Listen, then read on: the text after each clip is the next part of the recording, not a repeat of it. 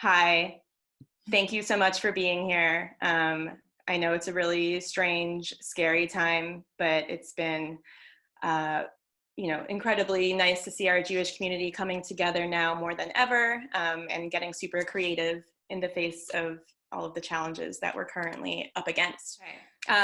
So yeah, I just want to quickly introduce you guys to who's going to be largely facilitating this call, which is number one, Annie Weinberg, who you've heard from. If you got to this call from reading the article on Alma called "How to Host a Virtual Seder," that was by Annie Weinberg.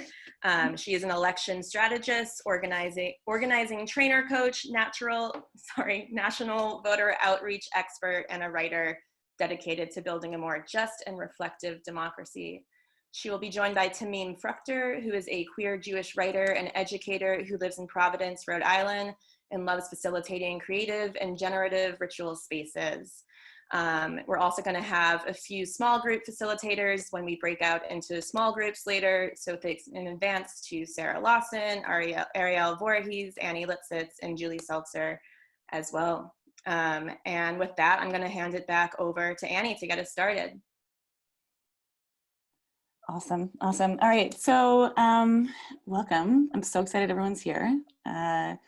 I'm going to go through a couple things about the call format so that we can get ready.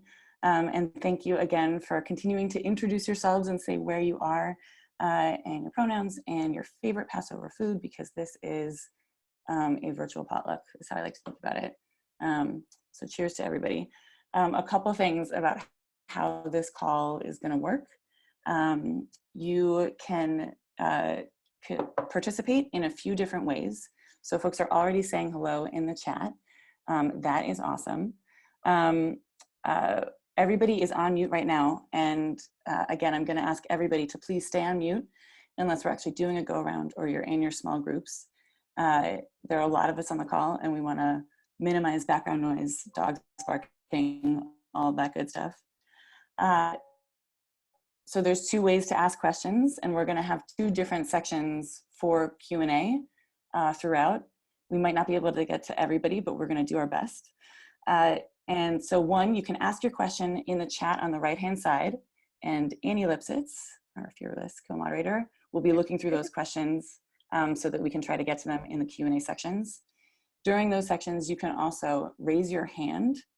So the way that you do that is if you go down to the bottom of your Zoom interface, you should see a participants tab at the very bottom of your screen. And when you click on that, you should be able to hover above your name and raise your hand. And that'll mean that we know that you have a question or you want to make a comment, and we can call on you and unmute you. There's going to be a lot of us, so be patient and gracious with your fellow attendees because we have a lot of great things to cover today. And I'm going to just say a couple tips to get the most out of this together. My first tip is to take what works of this and leave the rest. Someone tweeted at me when we dropped that article a few days ago that they were going to have a glass of wine and scramble one egg and call it a day. And respect to that, many people are grappling with so much right now. So you don't have to do all of these tools. Don't let it be overwhelming. Take what works and leave the rest. My second tip is this year is different. We're in the midst of a pandemic. We can't see and touch a lot of people that we love, and that is a loss. But we encourage you to also find some permissiveness in this, some kind of playfulness. This is a year where if you feel like it, you can stand on your chair and pretend you are an 8-year-old and yell the 4 questions to yourself. It's all an experiment. Which brings me to my third tip for this call. We're not religious experts. We're lay people who love this holiday and miss our families. We know there are some very experienced leaders on the call and we welcome your expertise. And we do have a collaborative document that we're building together. That address, I'll put it in the chat as well, but that's bit.ly.com/Alma Passover Tips. That's the collaborative document. I'll put it in the chat and screenshot it later as well. But you can continue adding your ideas and expertise, and please do bring it to the chat, to your small groups, and to that document. As we just saw, this is also a tech experiment, which means there might be some messy moments. The tech is exciting, and that is cool because that's also what might happen during your Seder. So this is gonna hopefully give you a sense of some ways that you can connect with each other, some tips and tools that we're modeling throughout this call that you can actually use, whether you're doing it for your family, for groups of friends that are far away, or potentially even for a bigger group of congregation. Okay, so my last tip is this: to do what you need to do to be present for this next hour. You can close your other tabs, settle in, recline a little even, and bring yourself to this space. And with that, I'm gonna turn it over to my dear friend and colleague, Temim. Hi, everyone. Thank you so much for joining us for this. As Annie said, this year is an extraordinarily different year. So much of the Seder language is about why is this night different from all other nights, but this year is legitimately super different from other years. We are social distancing and or in quarantine. We're in the middle of a global pandemic, and the difference in this year is legitimately causing a lot of grief and worry and loss of sort of our normal traditions, and that's okay and important. But maybe a little bit also the opportunity to say what becomes possible when we have to be inventive and do things in a new way. So I wanted to take one moment before we get into the potatoes and brisket or brisket alternative of this call, is that we just sort of take a moment to ground in the present and set some intentions together collectively and solo for the coming holiday. So one thing I like to think about when I make Passover is resources. So, all kinds of resources, new Haggadahs, new dishes to try, new ritual ideas, new people I want to invite to my Seder. And I think that resources are super important, both in terms of sort of external resources and also internal resources. And I just wanted us to think for 1 minute together. You can either just think about it or write it down. What resources are you bringing into Passover this year? Like, take just 1 minute of inventory. And maybe they're different this year. Maybe they're friends from afar who you're connecting with over Zoom. Maybe they're songs or books or movies or serial television that are bringing you comfort or joy right now. Maybe it's sunshine or that specific window in your living room that lets in the breeze. So I'm just gonna let us be quiet for about 60 seconds and have everybody either meditate on that or write it down. What resources are you bringing into your Passover this year?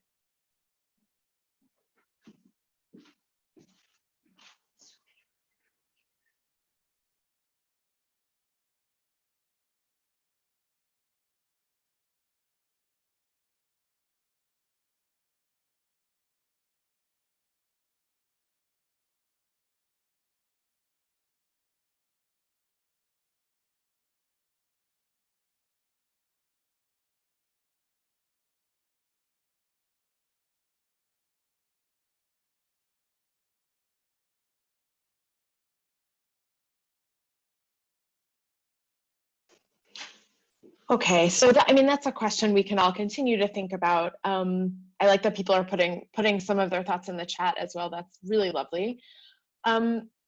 Just again, wanted to ground us. And one other thing that I am finding in this current moment that you could bring to your Seders as well is that sometimes I ground myself by literally touching my own heart, because maybe some of us are not experiencing as much physical touch. So if people are comfortable with just putting their hand on their heart and taking a deep breath so we can get into this together. Thank you all so much. I will hand it back to Annie. Awesome. Okay, great. All right, so a couple of folks are asking in there how you can get access to the recording after this. And that's a great question. And just briefly, we're going to be recording this and we'll also be sending out an updated link with the materials, some of which I hope that we will be generating and collaborating on together here. And so if you registered on this through the Google Doc, we'll be able to send it out to you. And I think Molly will also figure out some ways to make sure that it's accessible to folks. But that's a great question. Okay, So we're going to dig in and start talking about a couple of tips to prepare for your Seder. And please think about this as a menu, a toolbox of options. And you can pull out things in here that'll work for you. I think one great way to think about Passover this year is that a lot of the way that we'll build in connection and time together is in the preparation with each other. It's a little bit of a longer arc of preparatory grounding and collaboration than in typical years because it's that much harder to see each other in person. So I want to talk briefly about the technology. We're not going to spend too much time on the video tech here, besides what we outlined in the article. But I want to note just a couple things that we're modeling and that you can check out right now. So a couple things. We know that technology can be sometimes intimidating. It doesn't have to be. My big tip there is that you're going to want to practice with whatever you choose to use for your family or congregation beforehand, whether it's doing a call like this or calling people individually and prepping with them one-on-one. Making sure that people know the technology and have downloaded it in advance is going to make things that much smoother. It's okay if there are some glitches, if someone screen shares and starts singing, things like that. It's okay if things are a little bit messy, but definitely do some practice sessions one-on-one in advance. And then just a couple quick tips about Zoom. So this is a Zoom meeting. We didn't do this as an official webinar because we wanted to show you the interface that it would likely look like if you were getting this yourself. So other folks may have done Zoom trainings before that are set up as webinars, but that's a more expensive plugin. You don't need to buy that for the most part for what you're doing here. You might have access to it with your work or school, and that's great. But webinars as a function are less interactive. Zoom meetings allow you to have breakouts and have individual conversations, which we're going to show you later. But we'd also love to encourage folks to do things like a pair and share. That's where you just pair two people up and have them share something about where they're at, something that is happening with them in their lives. And it replicates the feeling of turning to your neighbor next to you at the table and having a nice conversation. One last tech tip, and again, we're going to continue adding Zoom resources and technology links in that bit.ly.com/Alma Passover Tips resources doc. Again, it is bit.ly.com/Alma Passover Tips. That's the website. One last tip is Google Docs, and Temim is going to talk about this in a little bit, I think, but having shared Google Docs where you can add things all together and collaborate to make any number of things, whether it's a recipe book for your family, a collection of poems that are moving to you about resilience and liberation, or actually crafting your own Haggadah. Using Google Docs to do that work together is a really useful tool for people who want to work together far away. All right, so with that, we're gonna move into talking about food, and I'm gonna call on my friend Ariel Niederfall Voorhees, who is a brilliant cook and also a brilliant guide for helping families come together with food. Ariel, take it away. Thanks. Can you hear me? Is everyone good? Yeah, I thank you for allowing me to join in. I come to everything from a food perspective because I'm a personal chef, a family chef, and I'm also Jewish, and so Passover is my jam because it is totally all about food, and I love obsessing about the food and like trying new recipes, but also like doing the old recipes that we always do over and over and over again. And I'm sure that you guys know what I'm talking about. There are the untouchable recipes you cannot mess with, and then there's also like, I think we need a new Timus or something. So there's this push and pull of like being really open to experimentation in some food, but not to experimentation in other food. But actually right now, with my time, I'm actually going to de-emphasize the food this year because I know it sounds crazy, but it's really not about the food as much this year. And the reason I say that is because everyone's working with limited ingredients right now. I don't know about you, but I've not been able to find like beans, right? Which is so much a staple of my ordinary diet. Um, everyone I'm sure can get a little frustrated, hung up on like what we can't do with our traditional menu that we always do, and it's like not going to be Passover without the food. But you know, use this as a challenge to flip the script and sort of consider how the hardship helps us connect with the essence of the holiday, right? I mean, I'm thinking about not just like the Israelites who were enslaved in Egypt. I'm thinking about any Jew who was ever in any situation that was not free during Passover, you know, and how did they make Passover? How did they make do, right?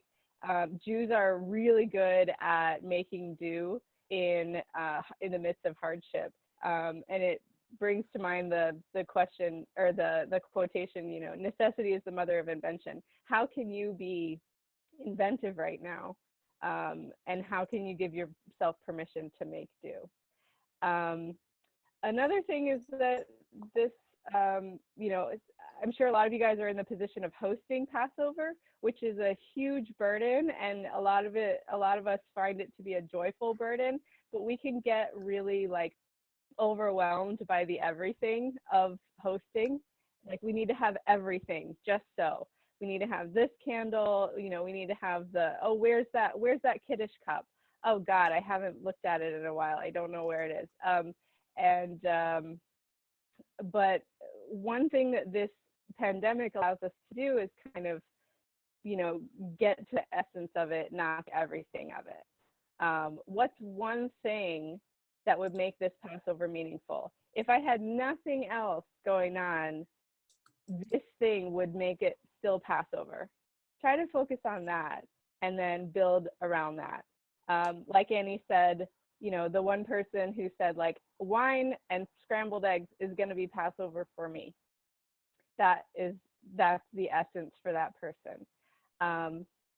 But if you're stuck on the food and you're wondering what on earth to make, and you've got tons of random ingredients that are bought in a panic and you're not sure what to do, I'm available for phone calls. You can just, you know, we can link you to my website, and you can reach out through there, or you can send me an email and I can do phone or email consultations, and we can do that.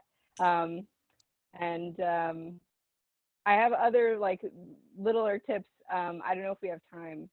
Annie, are you keeping track? I think we have time for like. I'm okay being done. Yeah, I think we should probably move into the next piece, but do you want to say your website name so that folks can find it? It's my business is called Gather Round Family Chef Service, because the whole point is gathering together with family and friends. So you can find me at gatherroundchef.com. gatherroundchef.com. Thanks.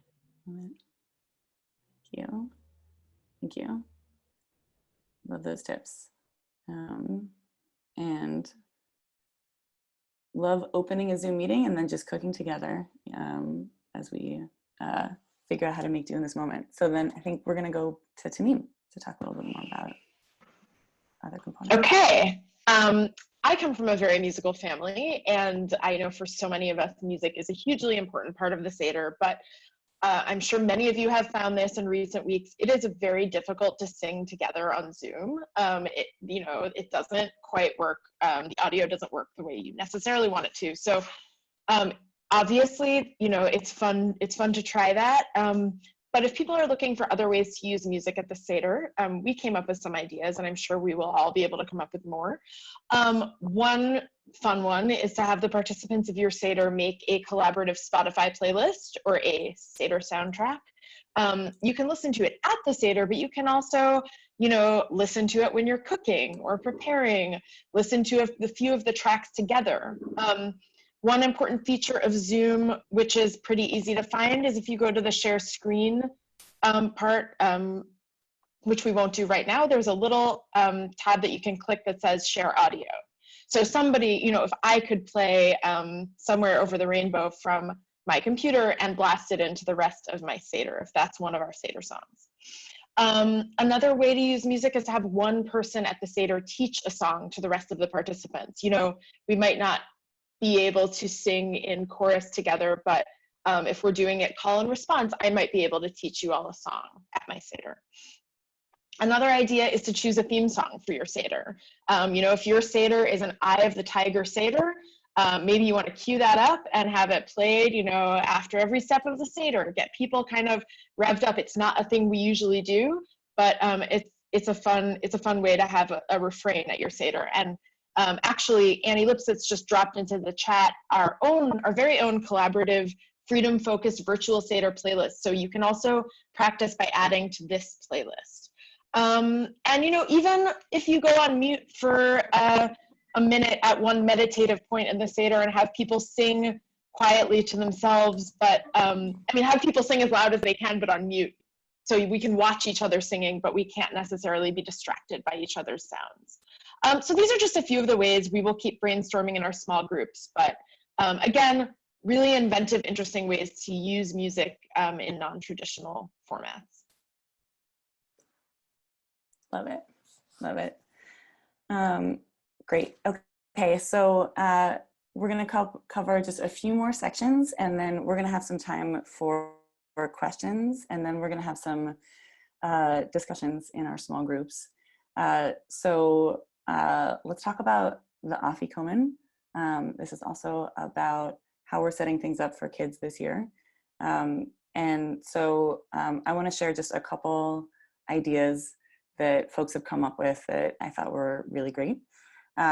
We had one idea submitted by Rabbi Denise Hendlarski, who built a digital Seder that is sort of like Carmen Sandiego. Where in the world is the afikomen? And so she hides the afikomen somewhere virtually, and then people have 20 questions to find it. So it's a race to figure out where in the world the afikomen has been hidden. Another idea that was submitted from some friends in Chicago that I love, that sort of was combining two of my lineages, is that it was adapted from a St. Patrick's Day crawl, but to hide in your neighborhood, if you have folks in your neighborhood who want to be part of this, or if your family is nearby, to hide something on a sort of scavenger hunt in the windows. So actually posting something in the window for kids to find and collect. And that could be a fun way to be outside if we are able in this moment, depending on where we are, if we're able to be out and about. Folks, again, are submitting lots of ideas in that document, the bit.ly.com/Alma Passover tips. But I think the other thing to note for an afikomen is you can have them, if you are on a Zoom call like this, do some kind of physical competition, like balance a book on your head for as long as you can, something that is a little bit more active, and you'll need to designate a judge and figure out who is doing it the longest.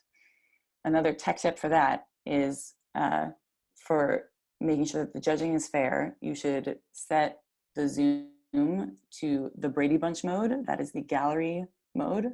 We are spotlighting us as speakers now, but you'll see in the top right-hand corner, there's a little button that looks like a bunch of tiles and it says gallery view. And when you click that, it'll turn into a more Brady Bunch view so you can see everybody at once.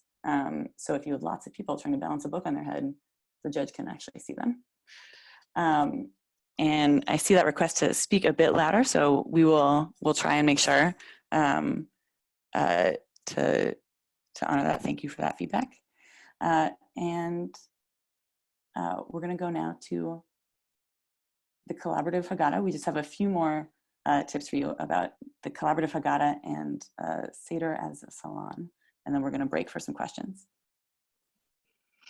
Okay, I am going to speak louder, so I hope folks can hear me. So just a couple more resources for you all. The idea of a collaborative Haggadah has already been floated, and I saw Elise in the chat also floated the resource haggadot.com, which is a super great resource for collaborating on a Haggadah. They have templates you can use and guidance, which is awesome. If you want to go a little more DIY or starting from a blank slate, you can use Google Docs. If you're not familiar with Google Docs, it's pretty user-friendly. And one thing that I'm planning to do is to share a Google Doc with some family and friends and have different people contribute to a collaborative Haggadah. Now, of course, if you're using a more traditional Haggadah, this can be a supplement, or it can replace the Haggadah if that's what you're into. We're also going to explore a little bit later ways to actually logistically read around the table. But for now, just thinking about ways we might collaborate on a Haggadah, for example, assign each family member or friend a different section of the Seder so that they can put their section in the Google Doc, do some writing, bring in some links. Or you can just have the Google Doc open and have the different sections of the Seder outlined there and just have people free-form add resources and pieces of writing. Or finally, be more interpretive and give each participant a theme or themes to meditate on, liberation, empathy, and have them write on those things. Finally, you could have your Haggadah be more like a creative collaboration. So people just putting in poems or pieces of writing or songs on the themes of Passover. And from there, I'll just go into this one idea that I've been talking about with some people, which is Seder as salon. So I'm an artist and a writer, and a lot of my Jewish ritual events that I've loved the most have taken the form of a salon. So a salon being a space where every person brings a piece of creative work to share, be it a dance move or a poem or a dramatic monologue. So you could do this both in creating your Haggadah, but also as a way of structuring your Seder. You can either do it before your Seder as a sort of space for everyone in the family to teach a song or teach a dance move that you're going to use at the actual Zoom Seder. Or when you're sitting around your Seder table on Zoom, you can get to the parsley, and maybe I've written a poem about parsley, and at that part I will share my poem. So these are just a few ideas, again, to sort of mix up the way that your Seder is and can be creative and collaborative.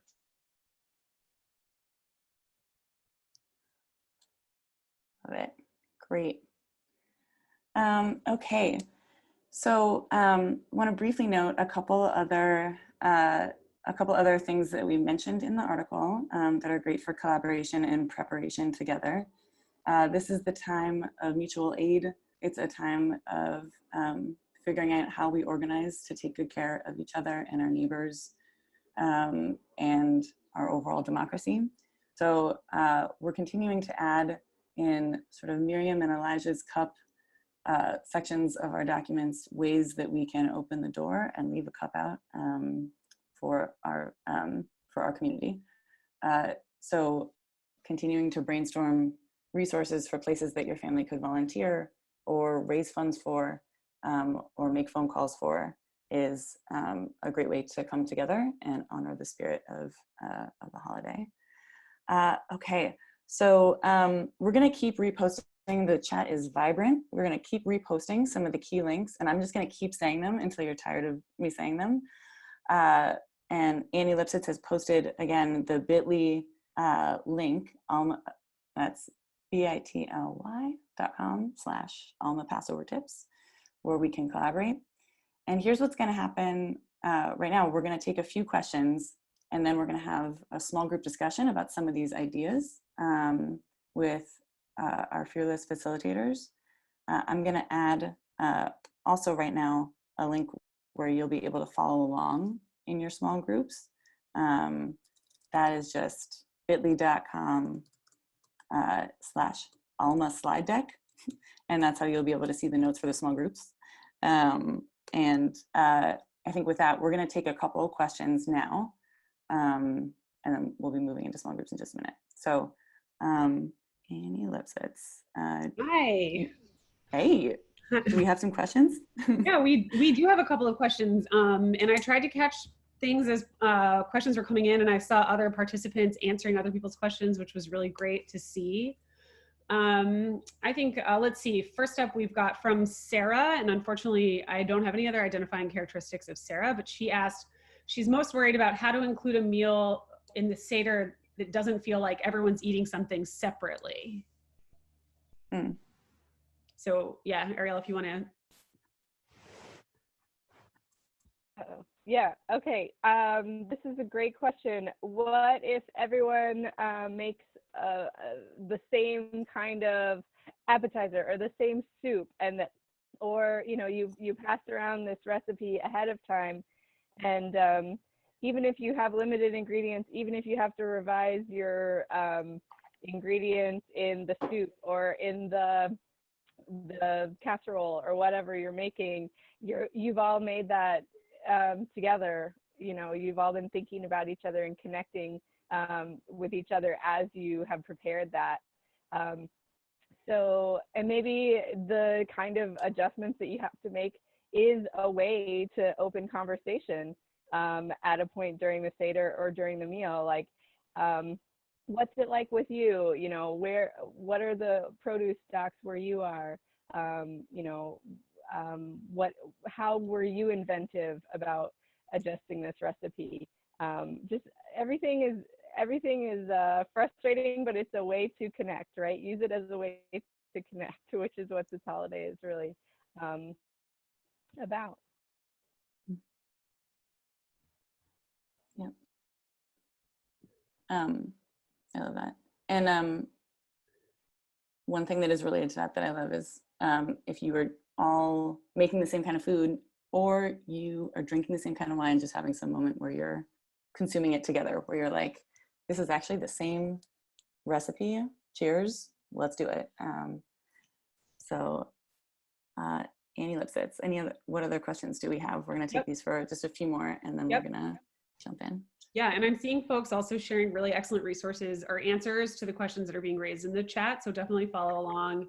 And I'm hopeful, a few questions have come up about saving the information in the chat and adding it to the collaborative Google Doc that's been posted several times. So I'm hopeful that between those of us who are sort of on the host committee and Alma and Annie Weinberg, that we can make that happen and available to everybody.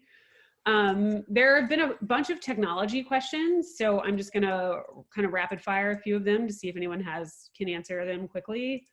The question has come up about Zoom interface. Is it different on phones and tablets? Can you get the small chat function with the free version of Zoom? Are we worried about Zoom crashing on Seder night with so many people using it? Yeah, I don't know if anyone has any quick thoughts about any of those tech questions. I can take those pretty quick. So yes, you get the chat function with the free version. Your meeting will end after 40 minutes. So if you want to do a full hour, everyone will have to log back into a new meeting. But yes, you can use the chat function. I'm a little worried about Zoom crashing, but I'm kind of always worried about that. Like, thank goodness we're all here right now, but feels like it could happen at any moment in these wild times. So maybe, but it has been very resilient so far. And schools and everybody are moving into it. So I think it'll probably be okay. And I forgot the other one. What was the other question? I think there was a question about did you answer if it's different on phone and tablet? Oh yeah, that's a great one. It is a bit different on phone and tablet. It's a little bit harder to use the gallery view, Brady Bunch view, and see everybody at once on a tablet. And it is a little bit, on a phone, it's harder to have the chat interface and the visual of people's screens up at once. So it is easier to do it on a computer than on a phone or a tablet, but it is possible. If that's what people have, you can still see each other. They'll just need to scroll to see each other's faces.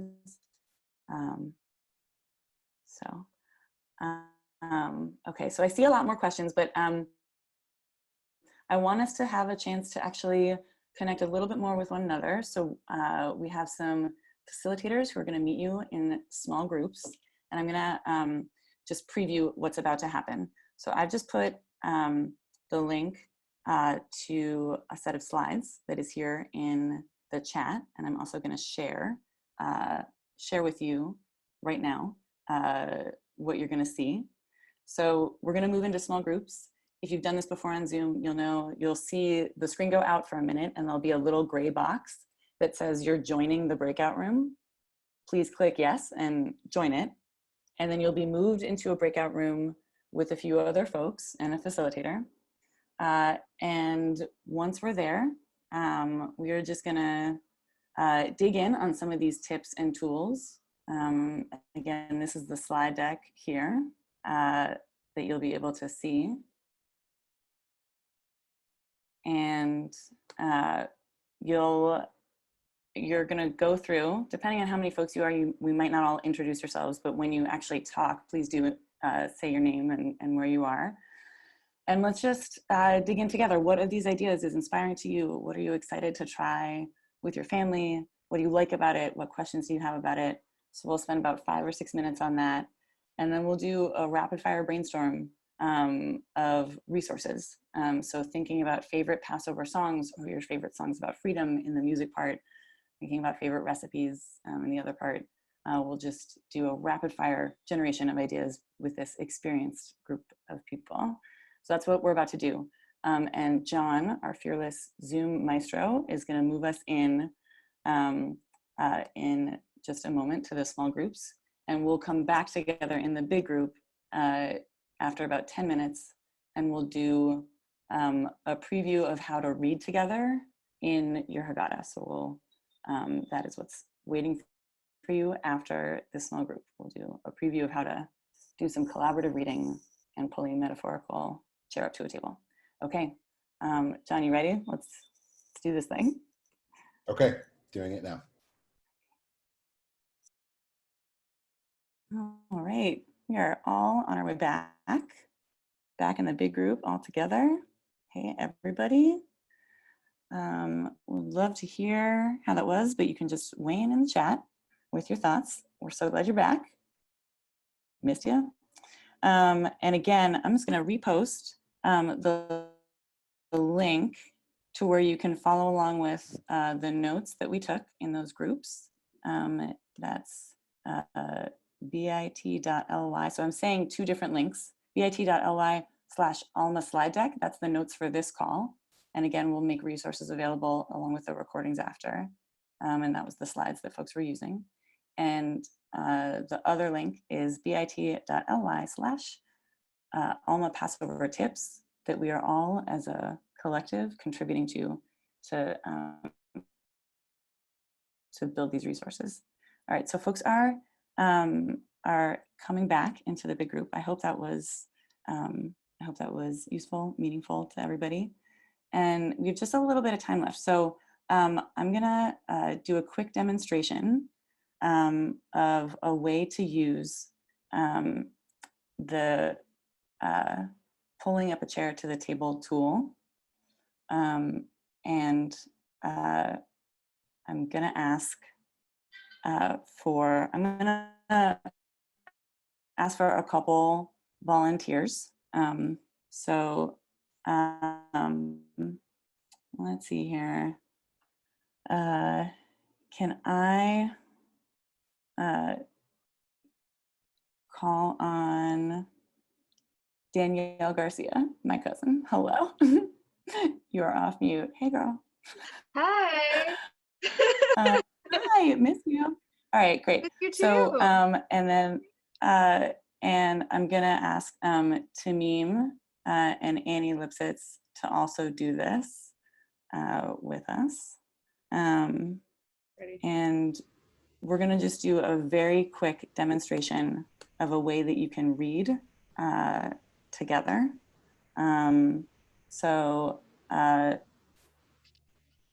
Just one moment, we're gonna share this screen. And this, again, this was linked in the article. It's also in the Passover resources guide.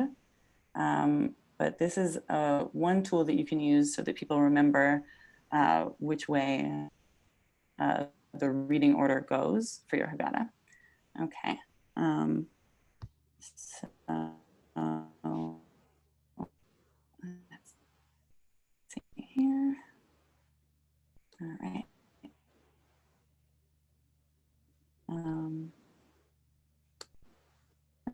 Okay. now this screen, and I'm gonna ask Danielle, what are you bringing to this potluck, and what's a part of the story that is really meaningful to you this year? Thinking about everything that's happening, just what are you bringing to the table, and what's a part of the story that you like? So is bringing to the table like a food item, or is it? Yeah, Okay. I like will a food bring. item. I'll bring carosa. Awesome. Um, And what's a part of the story that's really meaningful to you this year? plagues. Yeah, that's yep. It's really real. Plagues. Serious. Okay. All right. Any Lipsitz, what are you bringing to the table? I am bringing wine, Yeah. a lot of wine. Cool. And what's a part of the story that is really meaningful to you right now? Connecting to current social justice and mutual aid efforts related to freedom and justice from the Passover story. You can, yeah, that's great. Yeah. Thank you. Great. All right. Okay. And then Temim, how about you?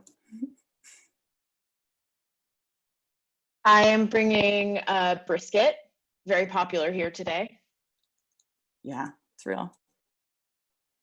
Okay. And I'll say, yeah, thinking about the parsley, the greens, in terms of thinking about the importance of nature.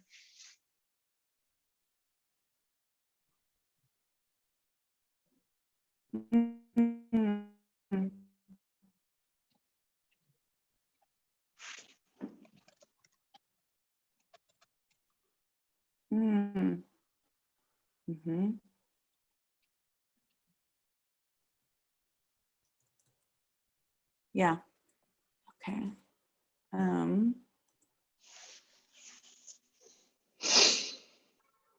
right, great. And I on mine, I am really thinking a lot about the burning bush and the parts.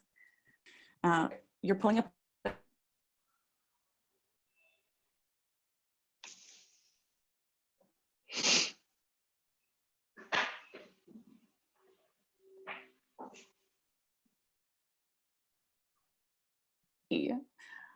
Sorry about that. One momentary outage. So you're pulling up a table and you can read together this way. So I hope everybody can hear me. I know there were some tech problems there. It's just that there's so many of us on this call. Okay, so all right, so then here's what we're gonna do. We're gonna just read, there's a quote from a writer named Aurora Levins Morales, and I'm gonna ask us to read just one sentence of it as we go around.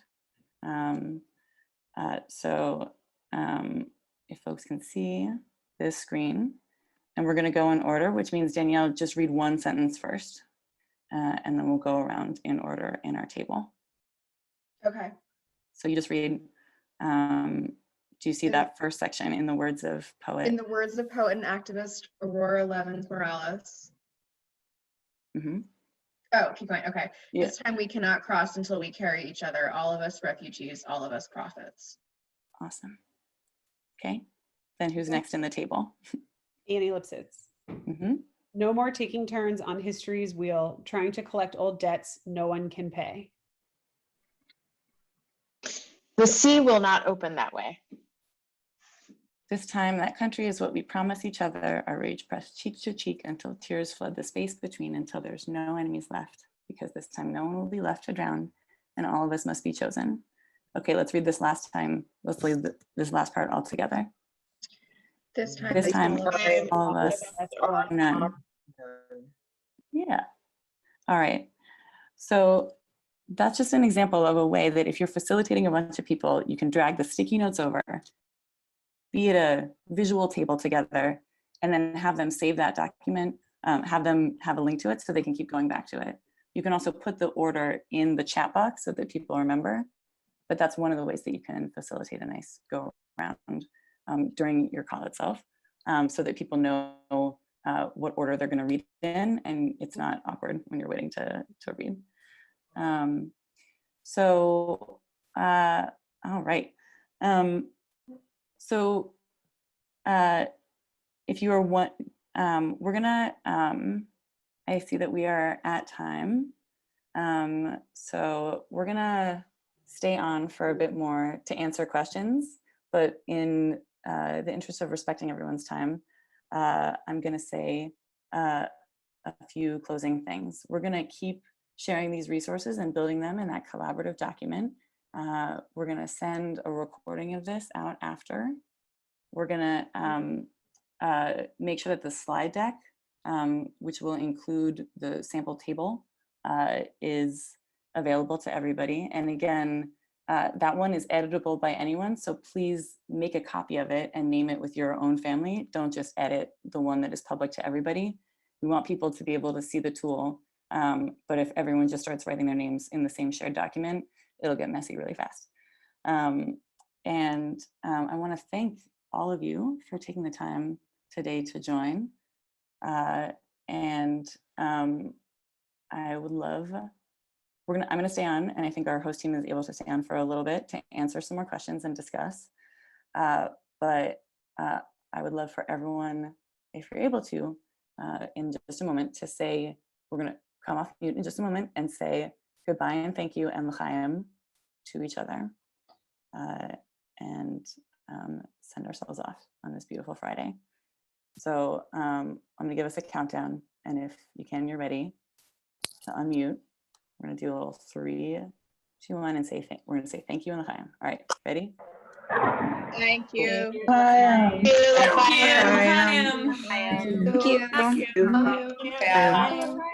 Thank you, L'chaim. Shabbat shalom. Shabbat shalom. Shalom. Great. Hi, Molly. Thanks. And Hi, yeah, Dad. we're gonna stay on for the next 10 minutes or so to take a few more questions. So if folks are able to and would like to speak some questions, we are here.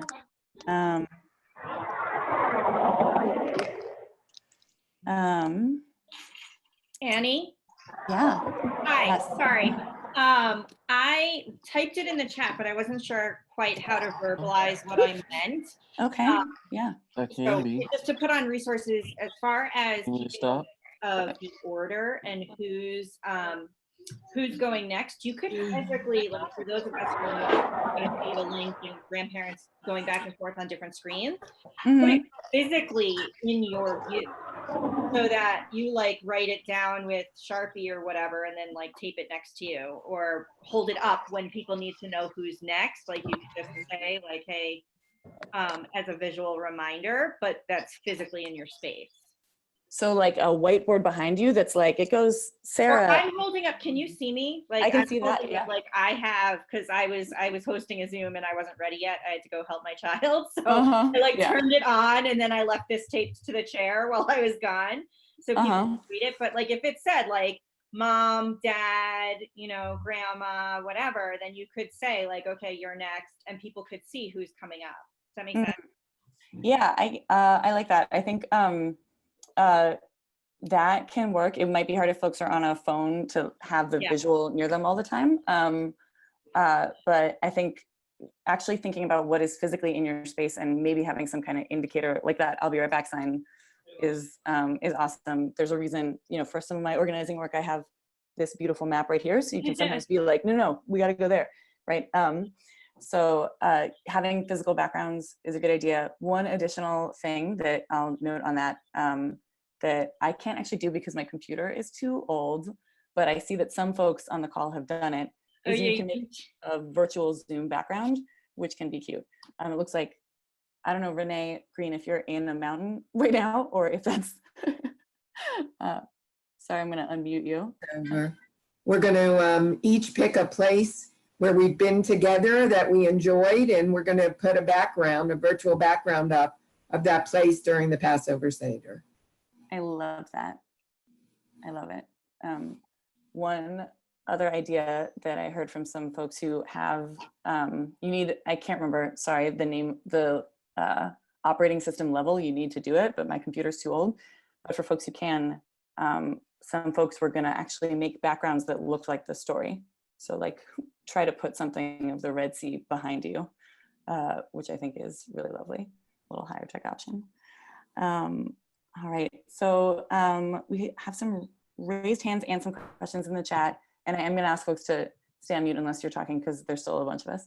So Annie Lipsitz, do you wanna call on some folks? Yep. Yes, we have 2 questions in the chat. One from Rachel Epstein, and a few other people asked about this. The Aurora's Levin Morales poem that was read. Folks are interested in knowing what Haggadah or what resource that was from. And then there was a question from Carmel asking about any LGBTQ friendly Haggadah or Passover resources specifically for a queer young adult Seder. And there is one person with their hand raised, but I'll let you call on them, Weinberg. One person with their hand raised. Okay. So I'm happy to take that, but I've also talked about anyone, Temim, or anybody want to weigh in on any of that? I don't know where the Aurora Levins Morales is from. Is that from the? Oh, sorry. That's from the Jewish Voice for Peace preview. It's like a Jewish Voice for Peace. I got that. Yeah. Great. And I saw that Molly posted, it looks like that Alma is actually going to be putting out a queer Haggadah resource. I see Julie Seltzer also shared Keshet. So I think folks are sharing good resources about that in the chat. Mm-hmm. Yep.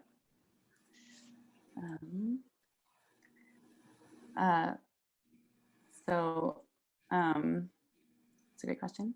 All right, so Shira, I see you with your hand raised. Let's see if I can unmute you. All right. Shira, Hi. I just typed in the chat also, but loving all these ideas. Thank you so much.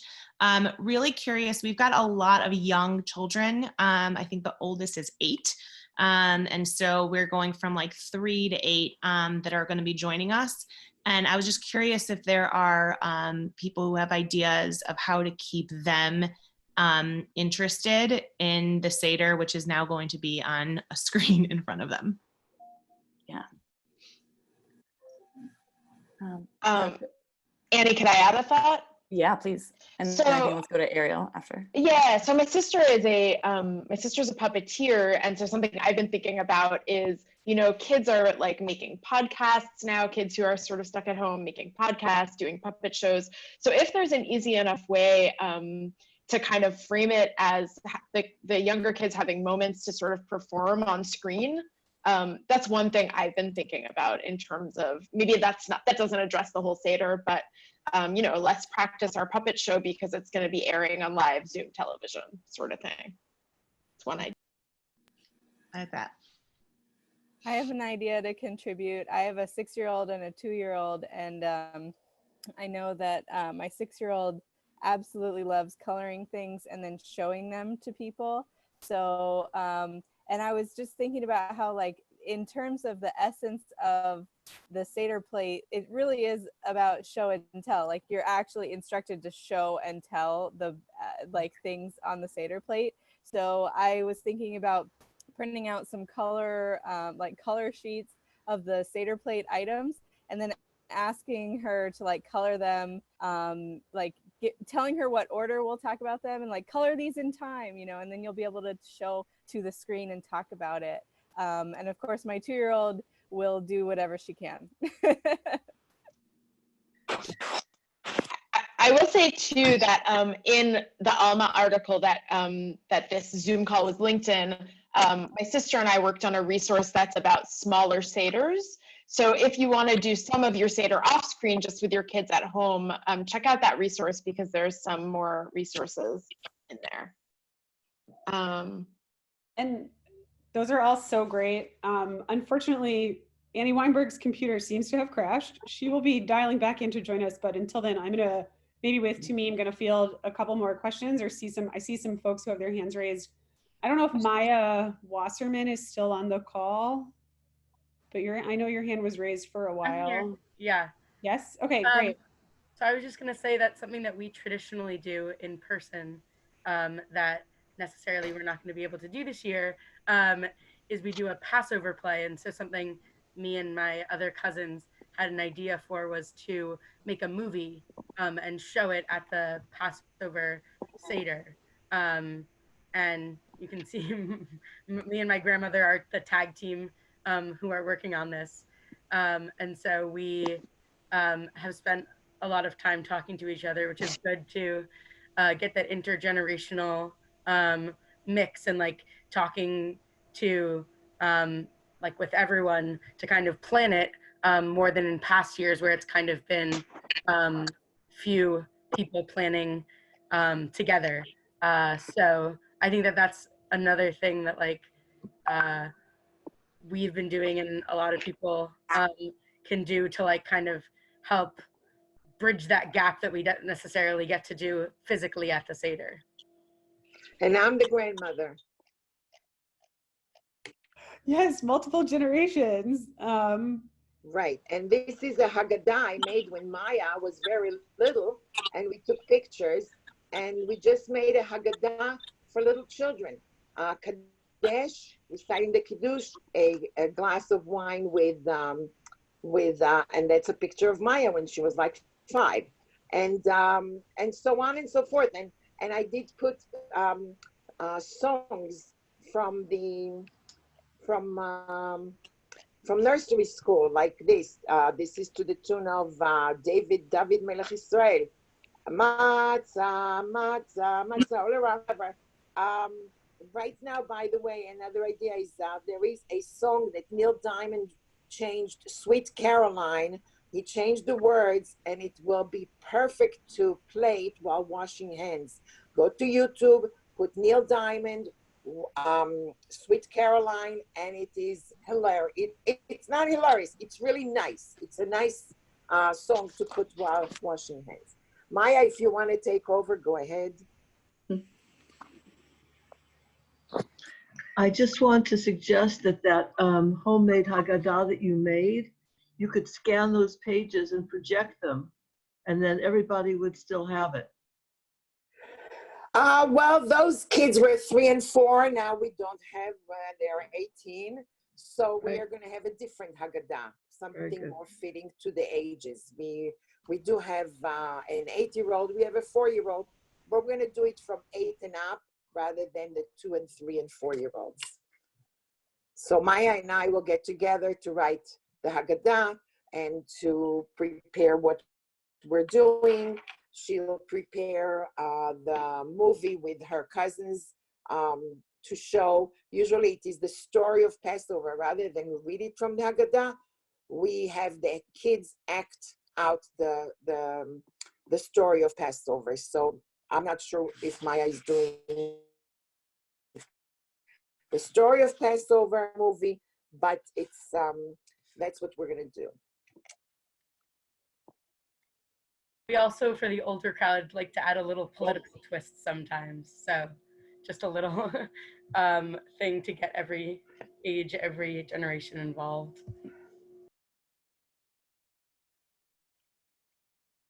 That's awesome. Right, but I did get the idea of showing on the screen what we're reading now and telling the people. I will assign in advance people what they're going to read.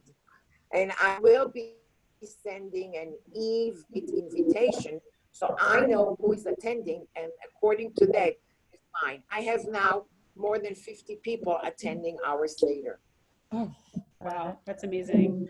Thank you for those awesome resources. Another thing that I love was the claymation Haggadah when I was a child. So, you know, if you have time to order it, find it on the internet from like 1984, just, you know. Annie Weinberg is back. That's awesome. There have been a bunch of questions about ideas for kind of facilitating like what would otherwise, well, I guess the whole thing is whole group time, but in particular when we're eating the meal. And I know you demoed some options for kind of collaborative reading, but folks have a bunch of questions about breakout rooms and like how to organize them, and are they random, and when would they be useful, during mealtime, during not. Like if you have, you or if anybody else has thoughts on both the technology and also kind of the best like how to make it so it feels like we're all together. Yeah. I can take a stab at that, and would love if my other facilitators want to add anything else. Also, thanks. Sometimes technology is so exciting. My computer just was like, bye, you're done. But I'm back. So thank you for your patience. On the breakouts, I love the breakout rooms. I think they're such a useful and like meaningful tool. So you can do a couple things, say both in terms of facilitator ideas and also the tech. And maybe I can just start with the tech first. So if you set up in the back end of your meeting, you can set up registration. You might not want to, you don't need to be collecting your close family and friends' email addresses necessarily, but the thing that's useful about that is that it can send an automatic reminder, and you can also get people sorted into breakout groups in advance. That's a little bit more of an advanced option for bigger groups of people, but you could sort them out by different families, things like that, or a topic if you wanted to be like, this group wants to sing together or share some songs, this group wants to read poems.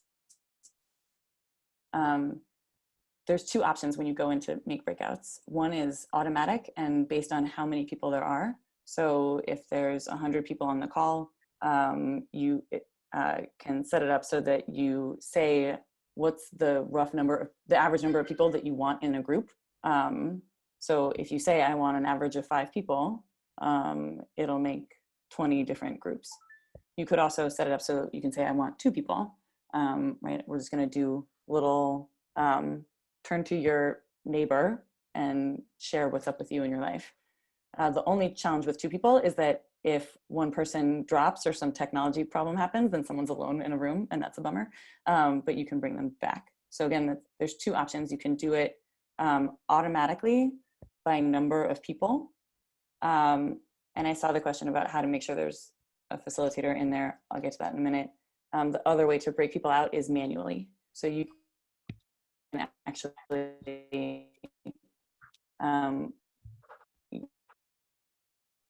you can see in the interface, and I think if this is on it, practicing with it is useful, but if you are doing it manually, you just manually drag everybody in there, and that is easier for a smaller group of people. So, all right, Shira's leaving, thanks, bye. And then facilitation wise, I think it is a great way to ask people to think about some more generative questions. What does the hand washing mean for you this year? How does the story of the Pharaoh resonate with things that are happening in the world right now? What meaning do you find from a certain passage, and discuss it together and then come back all together and be in the big group. So I love the small groups. I think they're really great. I hope that was that answered some of the questions. And I think there was, how do you ensure that a host or an organizer is in there? So the way we did it today was we put an indicator in. You can make people co-hosts, but it won't automatically sort them if you're doing it automatically. If you're doing it manually, you just drag the name of the facilitator into the small group, if it's a smaller group. If it's a big group like this, we put SG in front of our names if we were going to facilitate a small group, so that it was easy for John to move us into the right ones. But you have to do that manually. If that makes sense. Okay. All right, I know, so the collaborative doc, again, I'm just gonna say that it's bit.ly.com/Alma Passover tips. And I think we're also gonna be setting up the recordings. All right, what else? Any other questions or thoughts that folks wanna add before we close this thing out? I just want to add that we will be compiling all of the tips, all of the links that people have been sharing in the chat, everything, into this document. And then I will be sending out an email also to everybody who registered for this call with a link to that document, a link to pretty much everything that we talked about today so that it's all in one place in your email after this. All right, well, I think with that, I think it's looking like folks don't have burning more questions. And I want to thank Alma, thank you, Molly, thank you, John, the Zoom Maestro, thank you, Sarah. Temim, do you want to add anything else? No, this was such a delight, and I feel so inspired and energized. Thank you all for joining us. Thank you, Annie. Thank you, Annie, for organizing this. This has been so incredible. Thank you to Temim, Annie Lipsitz, all of the facilitators. Thank you all so much. So glad this worked out. All right, yeah, sending love to everybody. Thank you so much. Bye. Happy Bye. Passover. Happy Passover.